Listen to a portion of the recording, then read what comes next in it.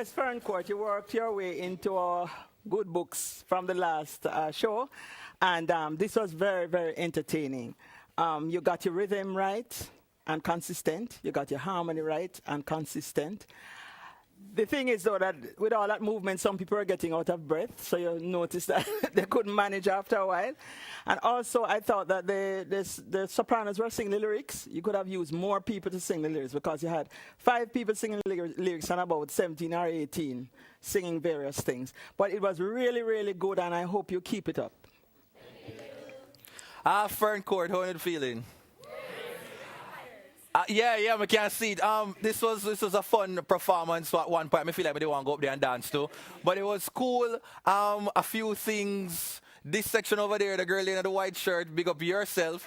But for the persons around her, fear energy from the start before she even get the solo was up here. So I have to try to just maintain the energy because she was just on a different level. But I liked it and I hope for soon next week as well. So big up.